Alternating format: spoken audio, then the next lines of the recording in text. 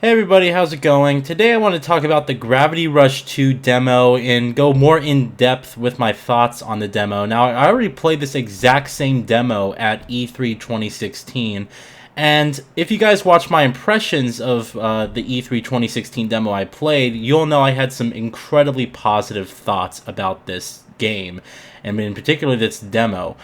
So I want to sort of go into more detail now that you guys can actually see full gameplay, now that many of you who are interested can actually download the demo for free. And even if you're not so interested in the game, you never really played the PlayStation Vita game, the original game, or even the remastered one that they released on PlayStation 4 earlier this year, you can still go ahead and download this demo, give it a try, and just have a good time. If anything, what I really want you guys to pay attention to is the technical accomplishments with this demo, because this has got to be one of the best looking PlayStation 4 games I have ever seen. So I played this on the PlayStation 4 Pro, and I don't know if there was any graphical enhancements. I don't know if the resolution was increased or it was simply just running at 1080p. What I can simply tell you, however, is that the game runs at a very rock solid 30 frames per second with some excellent motion blur in place that really makes it feel smooth and very cinematic. Even when the action ramps up, and keep in mind, this is a game that's primarily based off of heavy physics, right? Since you have gravity powers, you can lift things up and really manipulate them how you see fit. So this game really relies on a very sophisticated and very taxing physics system, and that being said, it needs to be able to run smooth and to calculate all of those things in motion and just do a fantastic job at it. And I have to say that it pulls it off with incredible ease. The game runs amazingly smooth at 30 frames per second, and to be honest with you guys, I didn't notice much aliasing at all. Now, that might have been an increase in resolution, again, due to the PlayStation 4, but I cannot confirm that at this time. Or it could just be that the post-process anti-aliasing solution that they're using is incredibly good here. And it could be a factor of both, to be completely honest with you. But even as you're seeing me, run through the city, fly through the city more so, you can just look at the sheer amount of detail and stuff. I mean, look at the light, how it bounces off that blimp there, the incredibly high quality shadows, and incredibly high quality lighting as well. In fact, they have real-time global illumination in here. And it's just fantastic because playing this on the PlayStation Vita first, right, the original game, it was very much not really a muted color tone, but each city had its own primary color. But, every single part of that city sort of felt very similar to one another. Just because, the PlayStation Vita at the time was a very powerful handheld, yes, but it wasn't as powerful enough to generate something of this amount of complexity and quality, which you guys are seeing right now on screen. Now with the PlayStation 4 in hand, we're getting much more vibrant worlds. You can see the colors they burst off the screen. So if you're playing this on an IPS monitor or a very high quality Ultra HD TV and you have a 10-bit panel or something, the game just flies off the screen with colors and brilliance, and it's just fantastic. It really is. So if you guys never played Gravity Rush, let me just briefly go over what it is. It is a open world action adventure game in which you control this, young girl named Kat, who has these special gravity powers.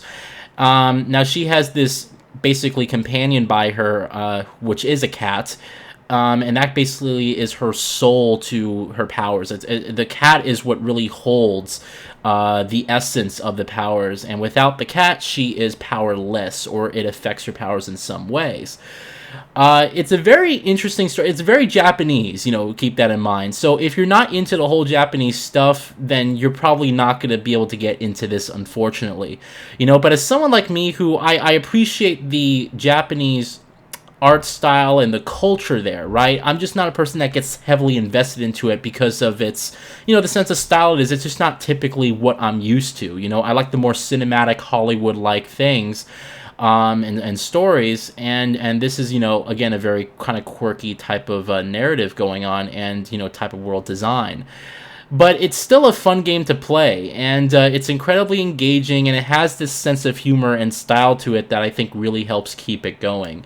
And, you know, it's just when you see the game looking this good, and I want you guys to keep in mind about how complex the actual physics system is. We're talking about a basket full of apples and you using your gravity powers and actually lifting the complete basket. All of the freaking apples are actually rendered in that basket, and they're all calculated with their own physics system. It's some of the most amazing things. I used that example in my E3 2016 video, but now that you guys are actually able to play the whole game, or play the demo, excuse me, you guys can actually test it out for yourself. It's amazing. If anything, I would really encourage you guys, download the demo and just play it for the technical reasons. You're going to be blown away by what you're seeing on screen. Now, I don't know if we're actually going to be getting HDR support with this. Sony did say that all their exclusives will have PlayStation Pro support and HDR. So, you know, I take it that, you know, this is a PlayStation 4 exclusive. So, you know, we're probably going to get some nice implementation of that technology in here. And with HDR, this thing will just I immediately fly off the screen. Again, even more so than it does on standard, you know, dynamic range. And like I said, I was playing this on the Pro, but I honestly couldn't tell if it was running at a higher resolution or if the anti-aliasing was just some of the best I've ever seen. But you know, it's probably going to have, you know, those enhancements, and it's going to look even better.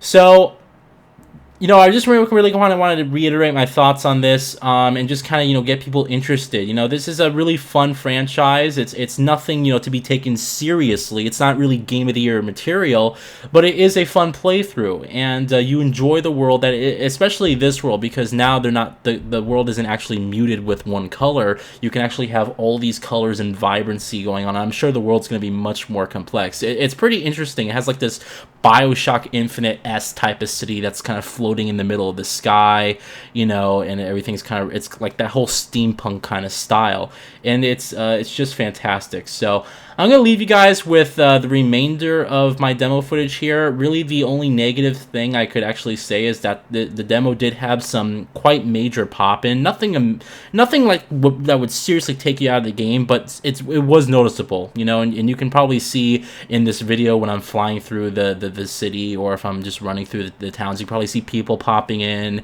and the different objects popping in. So hopefully they can actually leverage the extra power of the PS4 Pro if they haven't already, and increase the draw distance as well. Then I think that'd be actually fantastic.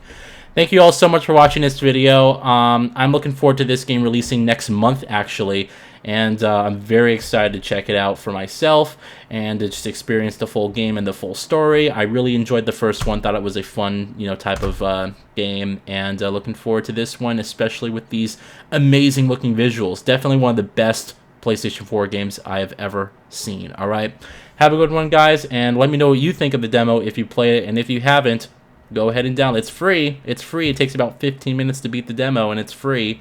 You know, even if you're not really that interested in what you're seeing, check out the tech. It's really awesome. Thanks, guys.